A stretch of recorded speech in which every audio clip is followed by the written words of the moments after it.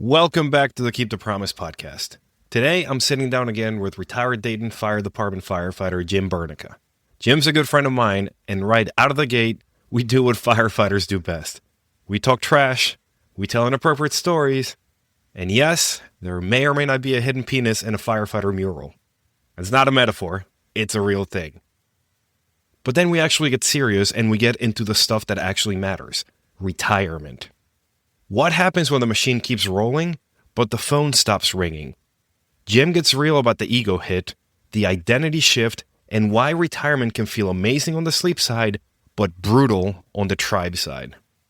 If you're still on the job, this episode is your heads up. We talk about how to build purpose before you need it, how to avoid the retire and disappear trap, and why being proactive from day one is the only way you get a happy career and also a healthy retirement. So let's get into it. Welcome to the Keep the Promise podcast, where we help build resilient and well-rounded firefighters.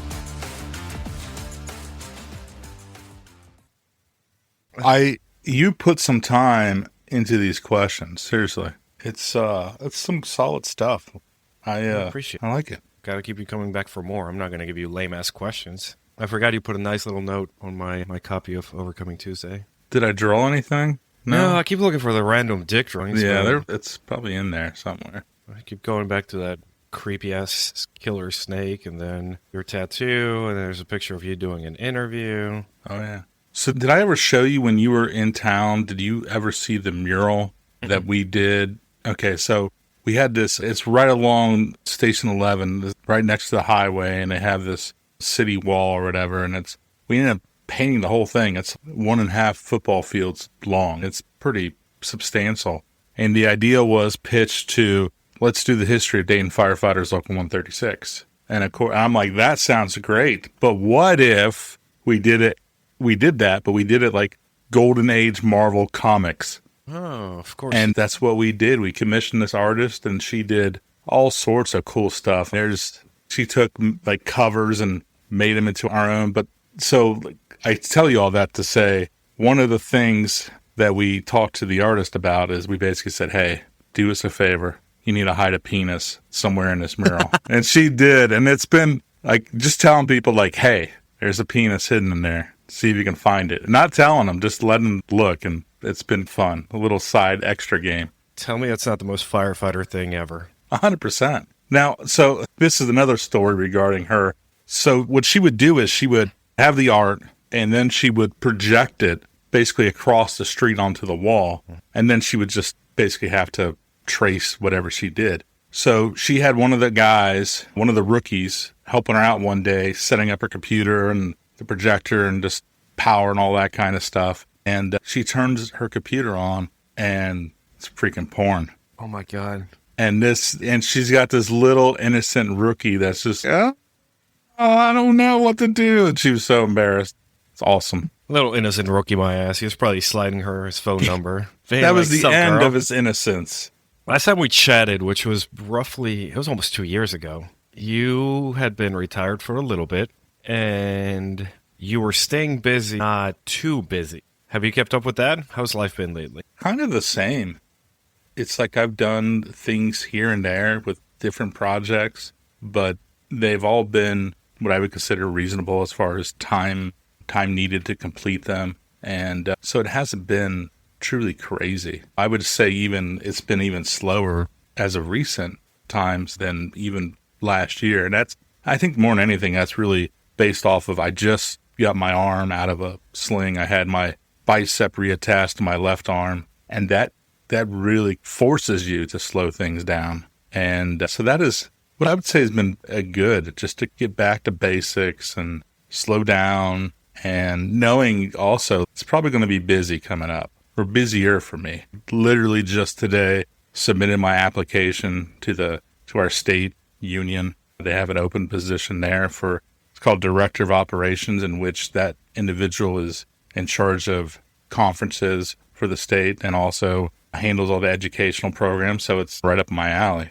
And it's one of those gigs that are part-time hours, but it also really depends on what's going on. But I got to tell you, as being part of the union for so long and being on a board, like I do miss being part of a team, having a tribe. Like I would say the last few years have been good, but it's been a lot of just independent, me just doing whatever I really wanted to do, which there's nothing wrong with that. And having the freedom to do that is great. But at the same time, I miss just being a team player and contributing. And I think that position will allow me to continue to contribute at a high level. That's the thing. When I was looking at all your questions and everything, like I realized, like, I don't have to do anything. Like I could just have retired and disappeared, right? And nobody would have batted an eye. Who cares? And that's ultimately not the direction that I've chosen to go to. Why not? To the dismay of some, I think, that want me just to go away.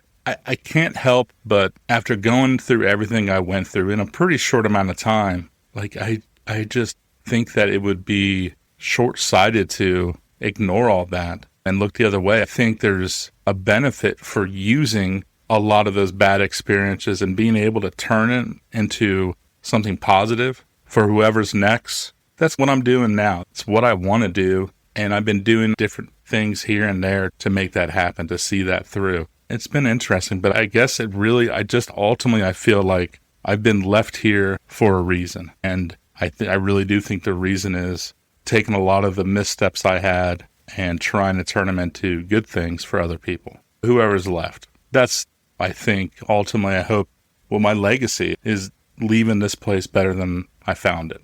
To what end are you, in what way are you trying to perpetuate that legacy? I want our firefighters to have a happy and healthy career that's followed by a happy and healthy retirement. And those two things don't seem to happen a lot. They don't jive together. And I think we're just missing the fact that everything, it starts as soon as they start the job. Like they need to be proactive from day one in order to really 25, 30 years down the road, be able to retire and be healthy and fit and not be sick and make the best out of whatever years are left. I think we're just missing the boat on that whole thing. Like we put all this time in and then we die 2 or 3 years later. And I don't want that. I've seen it happen over and over again. And we just need to be better than that. To me, the whole thing is pointless. Why put in 25, 30 years so you can enjoy it for 2 or 3? The whole point is beating them at their own game, or like beating the pension game. You put 25 years and you hope to live after the fact. That way you collected more than you put in, right? Yours was better. Let's rewind. What does a happy and healthy career and happy and healthy retirement mean to you? Because we can say those words out there and be like, happy and healthy, let's quantify it. Let's try to figure out a way to make it tangible. Sure. I think the main thing is being injury and disease free.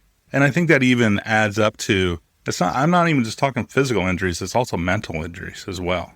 The job with the exposures, whether it's to traumatic events or just all these chemicals and carcinogens, we're against the odds already. Because a lot of times we don't know where we're exposed to, and we still really don't have the proper PPE to really prevent those exposures. So we're always getting exposed. So it's really trying to reduce that as much as humanly possible, as much as we can, and being just mindful and knowing that this stuff may catch up to us 25, 30 years later down the road. And that's when you pitch somebody that whole scenario, like, look, I'm going to ask you to do all these initiatives. And the hope is 25 years later, because you did this stuff, you're happy and healthy and you're ready to retire and then actually enjoy your years. But it's not a guarantee. That's a hard sell. And when we're there in rookie school and we're telling them, hey, don't just think about yourself, think about your family.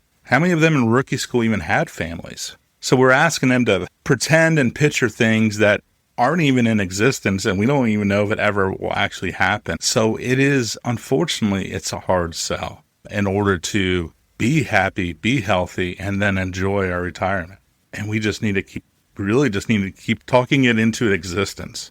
Manifesting. Yes, that's the hope, but it's going to really unfortunately, what I've seen, and this, I hate to say that this is really the way things change on departments, but what I've seen over and over again across this country and also our friends up north, for change to happen, more often than not, something bad has to happen. Somebody has to die in order for there to be true change. Somebody has to be sacrificed. They're martyred. When you put it like that, it sounds even worse. It is, but it's the truth. People, I get the whole invincibility argument. Having that thought of invincibility that many of us have is a good thing, because the stuff we do on the job, we need to feel like, yeah, nothing's going to hurt us.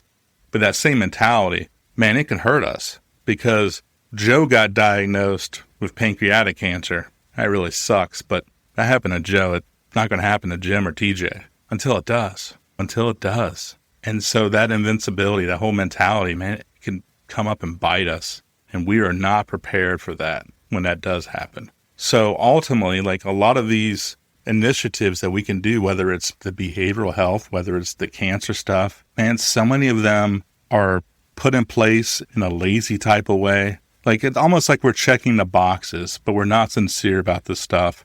But we got to check the boxes. And so you bring in some programs here and there, but like ultimately, nothing really changes until one of us dies. Real quick before we jump back in.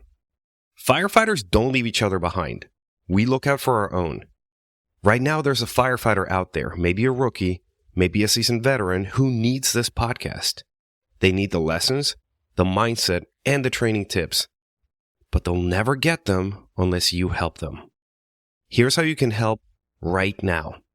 On Apple Podcasts, tap the 5 stars, then scroll down and write just a few words about what the show has done for you. On Spotify, tap the 3 dots, select Rate Show, and drop your rating. It takes less than 60 seconds, it costs you nothing, and it helps one more firefighter get better, stronger, and more prepared. We look out for each other. This is one small way that you can pay it forward. All right, back to the show. It's unfortunate. Every single rule that we have, every OSHA standard, everything has a name tied to it. Every NIOSH report that we learn from has a name tied to it. But it shouldn't take that to change. That's what I'm trying to preach and get out there. You don't have to wait till that moment. Take initiative of this stuff right here and right now.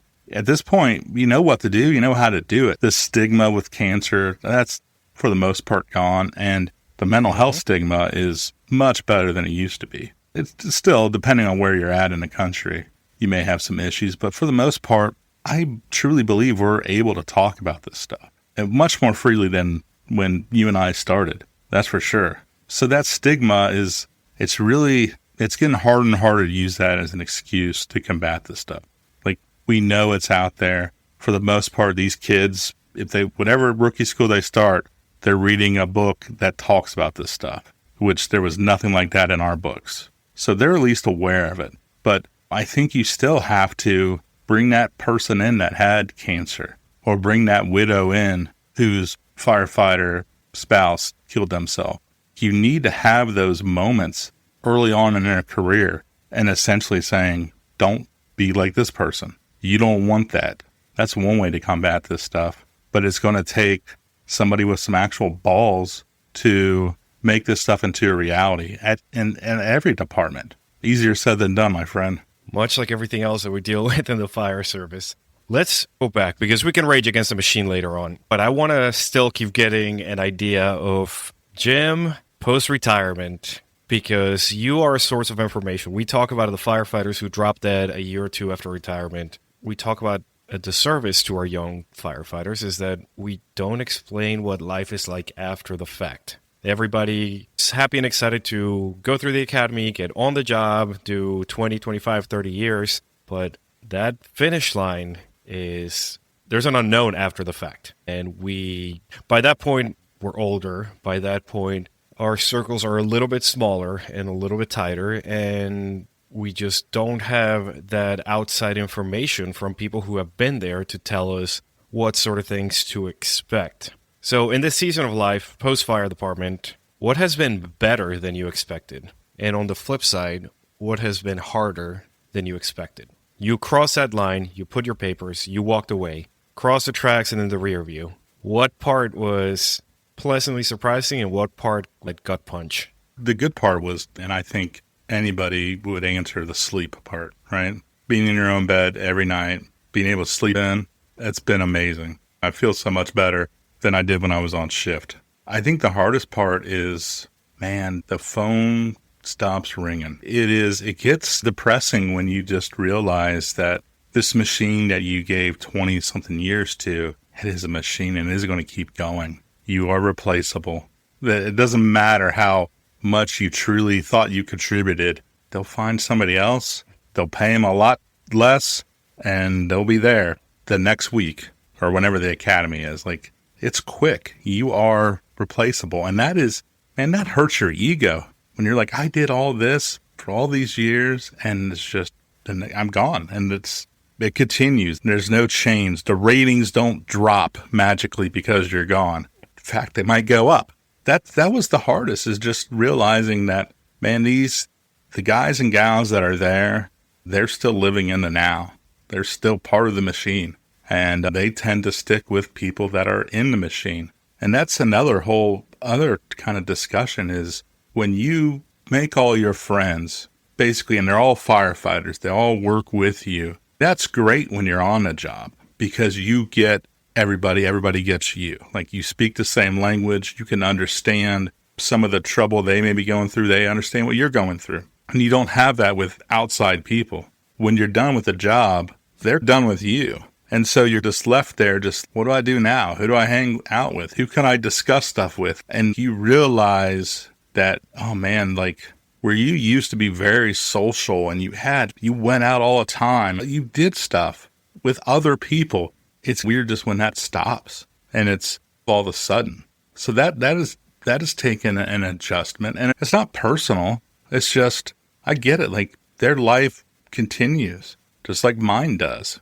They're still keeping that same pace they were. So, and they still need to talk to the same people that are still in the machine as well. But it's just, that's something that I don't think a lot of people talk about. It's just that the phone stops ringing. And that could really, if you're not already good in a mental way, that could, I think, knock things out for you a little bit or take you down a peg when you realize, like, what you thought were your friends are really just, more than anything, they're work buddies is what they are. And realizing that sucks. Is it such a bad thing? That's a good question. And I asked that because I go back to what you said, how it just crushes your ego.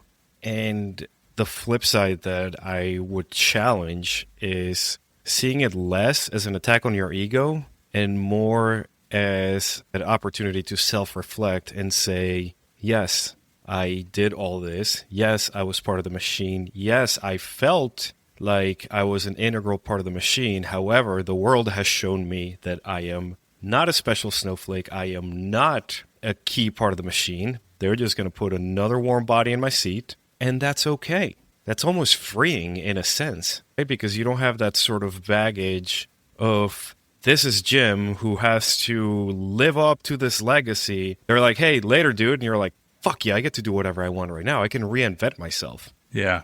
And I think approaching retirement as the death of a career is a horrible way for us to look at it. I think it should be that, let's look at it as a chance to reinvent myself with the knowledge and the experience and the money coming in from that career, with everything that I've put 20, 30 years into that has built me to be this way. What's the next challenge? Is it helping the next generation? Is it systemic change? Or is it just something completely different, a totally different lane to really take my skills to the test? I think that's easy to say when you have a planned retirement, when you have your little countdown clock and on this date, on this year, at this time, you have obtained your goal and you can leave. And when you have that and it works, like, you actually have the opportunity to plan out your next chapters in your life. What does that look like? Do you still have a purpose? What is your new identity going to be like? Like, you have time to figure that stuff out beforehand and plan. I will tell you, my retirement came about and it was pretty abrupt. So I was not ready to really think that way and think about that kind of stuff. So I can tell you, I got my retirement. I was happy, but at the same time, I really floundered shortly after that because I was not prepared and I did not know where I belonged anymore. Where do I fit in? What do I do? What's next? And there was way more questions than answers. And that really meant that first period after retirement, like, it was a struggle. And I also would say, like, I wasn't still in a good mindset at that point. It's like a couple things, like you go to Center of Excellence, you come back, everybody thinks you're okay. Not the case. Still had a lot of work to do. And I would tell you now that I think I left prematurely. I should have stayed longer than I did because when I came back, I still struggled. I still wasn't right. I still had to put in a ton of work. And it would have been better to do that work there on location in Maryland. So that's part of it, but I just didn't. There was no way of really planning this whole thing out the way it happened. And I also felt pretty dirty, TJ. And I actually had an article that came out in which I called it No Dignity, No Doubt. No Dignity, No Doubt. Sorry. I was stealing from the Blackstreet Boys, or not the Backstreet Boys, Blackstreet. Remember them? You're getting all your pop culture references mixed up, bro. Yeah, Blackstreet had the No Dignity, No Doubt. And so I wrote the article about that. But the gist of it was, if you retire and you retire prematurely with a disability, or you leave early or whatever it is, you live the rest of your life feeling less than. You started with a goal. Hold on, I'll get there. You started with this goal, and for me, it was 25 years. And I fell short of that. And not by much, I was pretty damn close, but I still ultimately left before I should. And when you do that, it comes with this shame and this guilt that you cheated the system, or you took a shortcut, or you just really, more than anything, you didn't finish what you sought out to do. And that just doesn't sit well with all of us. Yeah. Okay, counterpoint. At what point does Jim take a look at himself and say, my goals from 20 plus years ago have changed, and I am giving myself grace to move that goalpost? And I say that because I've seen it a lot where we are dead set on that arbitrary date that some bean counter somewhere set up. I don't know why they said 20. I don't know why they didn't put 10 years or 15, or somebody put 20 or 25 or 30. I'm sure some like actuary table action got thrown in there, and some mathematicians and bigwigs and lawyers said retirement age is 20 for this jurisdiction, 25 for this one. Who gives a fuck? Who knows how they did it? Why do we tie our entire identity to that thing? My question, because we are giving it so much power, when I guarantee you the people that created that didn't spend more than a week saying 25 years. And now we're like, oh God, I am lesser than, I am so dirty because I didn't make it to 25. What is wrong with saying, I want to leave after 5?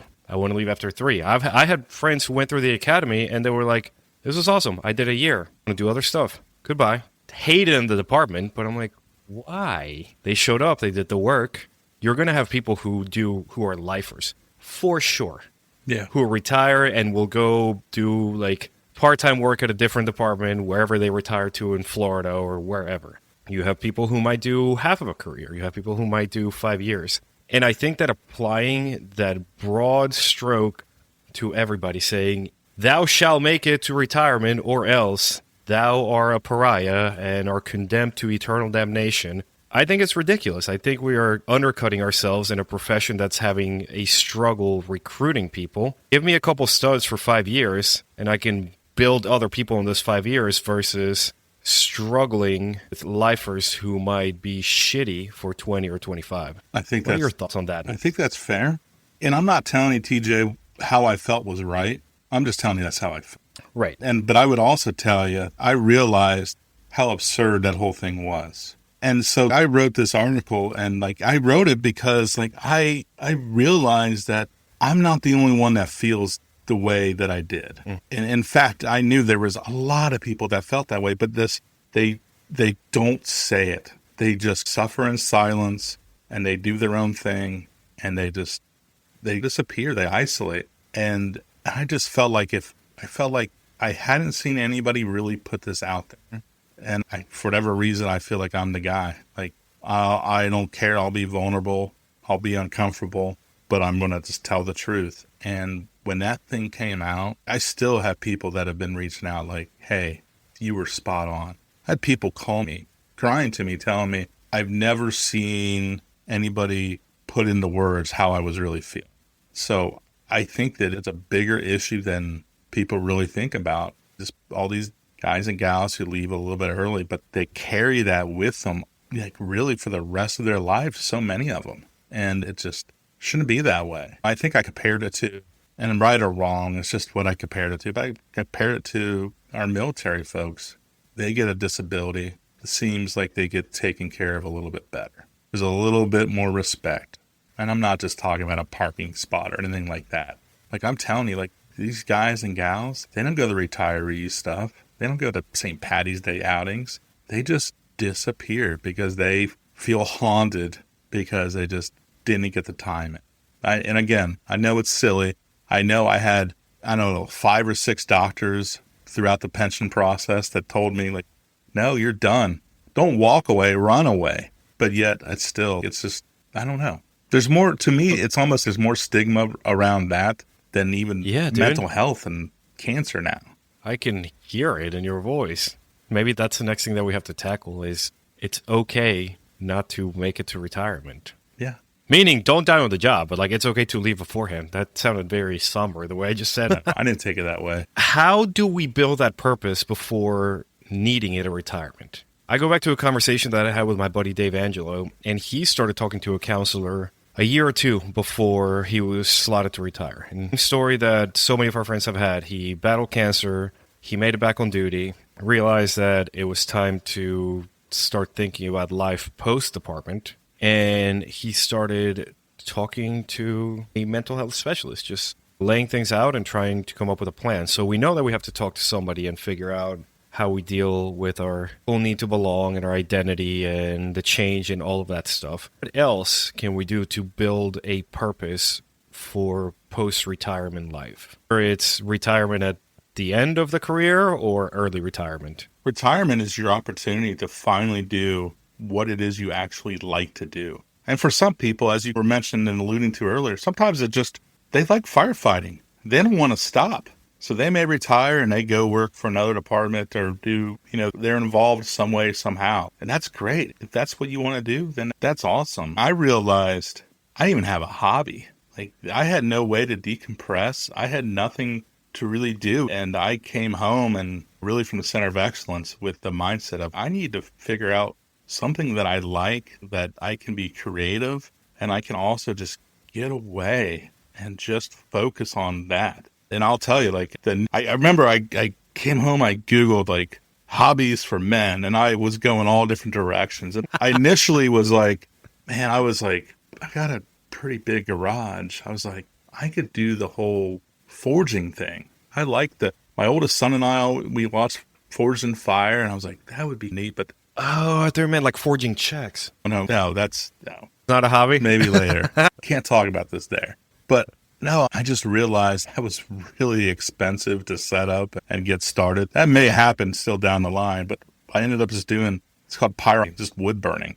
And that has been tremendous for me, just to get away and decompress. And I don't make it to sell or anything like that. I just make them usually as gifts for people or Merry Christmas, here you go. And that's been, I think, a great outlet for me. That's one of the things about retirement is hopefully you get there, and when you're there, money is not as big of a priority as it has been. When you're finally at the point where you can make decisions that are not monetarily based and are really just more of what's in your heart. What do you care about? What do you want to do? That is, to me, the best opportunity about retirement that you have. Whatever it may be. If you want to help out at the dog adoption place, freaking go there. Do whatever. If you want to train therapy dogs and then bring them into hospitals, whatever. But really, it's whatever you want to do. That is your opportunity to finally do what you care about, what you like, what you want to put some time and effort into. And having that thought out beforehand and having a plan is the way to go. I've seen it where the guys don't have a plan and they just all of a sudden they just stop working, but they don't do anything else and they drink themselves to death in 3 years. because they have no plans. I also see where they're like, we got a RV, we're going to travel the country. All right, what are you going to do the second year, the third year? What's after that? They haven't thought it. They thought about it, but they didn't think about it thoroughly enough. So, what's going to make you happy and allow you to do stuff for a while?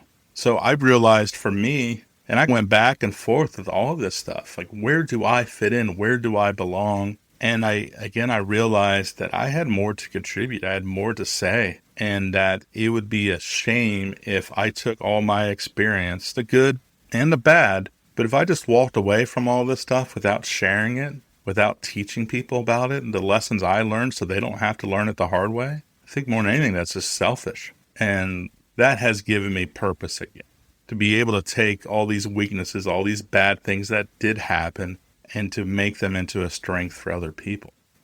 I'm enjoying that aspect. Like, this second chapter has been actually really good. I would say it started off rough, but man, I feel like I'm thriving now.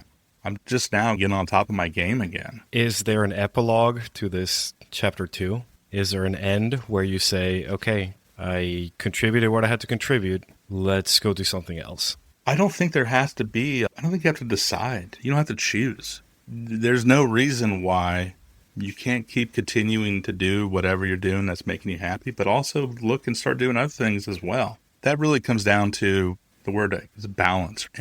But I'm a believer that you don't have to decide, and you don't have to stick with that decision, whatever it may be. Like, you're allowed to be fluid and go where your heart takes you, or God, or whatever it may be. Like, just having that ability to go with the flow as needed, I think you've earned that right when you have reached retirement. But you can even do that beforehand. It all comes down to, ultimately, like, if I was having to use one word to describe that whole thing, it's priorities. You figure out what your priorities are, and they're going to change when you retire, and things are going to be different. Like, I'm still young. I retired. My poor wife, she's still working, and she's still going to be working for a while because she started late and she's younger than me. It's now my responsibility to make her life a little bit easier, as easy as it can be. And that means I failed today, but usually trying to have dinner ready when she comes home, running errands for her, just cleaning up the house, like doing little things, whatever it is to make her life easy, because I can't, she, to her credit, she doesn't get in my shit. But if tables were turned, I would all the time. Here I am. I'd be going to work Monday through Friday, 8 to 4:30, while they're over there just laying on the couch playing Mario Kart. And it's especially, TJ, it's the worst in the summertime when it's nice out and I've got the boys with me all day and we sleep in as she gets up early and goes to work. And we wake up and it's like, what kind of adventures do we want to go on today, boys? And we go from there. And the poor girl is still at work. So I have to really try to do my best to just help her out. And again, she's understanding. She's not upset at me. She's not really jealous of me, at least not yet. At least she doesn't show me, tell me. But I have to stay on top of that stuff so she doesn't start feeling that way.